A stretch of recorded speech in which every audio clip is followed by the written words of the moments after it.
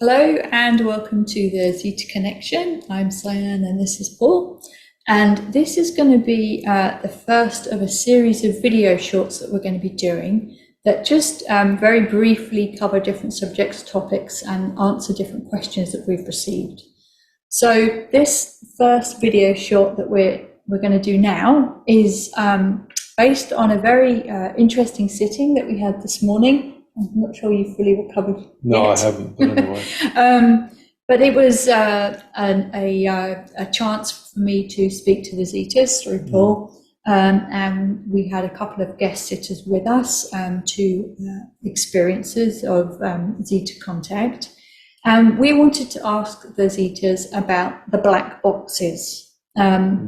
So for those that don't know about the black boxes, this is a very common narrative that we've come across whilst working with many, many different experiences in various different context situations. But the general gist of the narrative goes something along the lines of they're taken on board a craft and the person is handed a box. They're told to hold on to the box and the box feels very precious to that person. Yeah.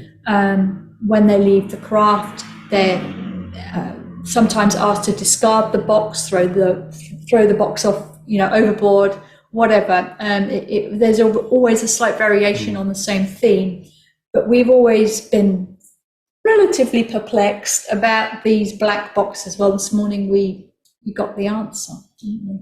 Yeah, well, I've actually had experience of these boxes multiple times. So I was on craft once and was shown one of these boxes and asked them what was this box? And they said that sometimes if a child, a Zeta child, is injured, they don't have the capacity to move themselves in consciousness to the collective mind of the race because they're not yet connected fully to the hive mind, if you want to call it that. And so often the consciousness is placed in technology, i.e. the box. Well, that sounds okay. I mean, that's certainly interesting technology. And that information has been in the primer of the Zeta race. You can read more about that specific aspect of it. And with that information has been out in the public since 2013. Something like that. Yeah. We have a free download of that book on our website if you want to go to that and have a look. What's really interesting is that sometimes you're on craft, okay, and this may have happened to somebody that's listening out there, and you're shown a box or you're asked to hold a box, and this happened to me a couple of times, and they would make statements such as they were quite esoteric. Basically, it'd be something about your consciousness encapsulated within the form of that box. It doesn't matter what you do, nothing can change. These sorts of narratives, very strange type sort of discussions that they've had. Very abstract. Absolutely, very abstract. Yeah. So when they were talking to Cyan, and there's a lot more to this, obviously, but they were talking about what's inside the box. And that there's some sort of crystalline biological entity that's in there that's vibrating at a specific frequency. Which is the technology. Which is the technology that's able to hold the consciousness either of an extraterrestrial or of a hybrid human that has a symbiotic relationship with their spirit friends. And so what we found out is that they hold the boxes sometimes on craft because they themselves are in their full human capacity, their full human spirit capacity. And the extraterrestrial component, which is their hybrid component, is placed into the crystalline membrane of the box. And this is all to do with compression.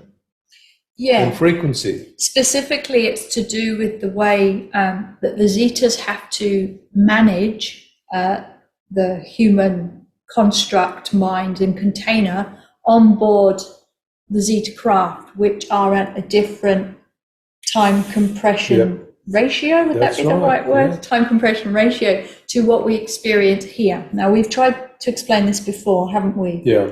So 1 second for us, no, No, it is 1 second. it is 1 second for us is like 10 seconds for them. It's normally you that gets it around the wrong way. I always muck it up. I don't wonder. So they experience time, or can experience time more slowly than us. I.e., we would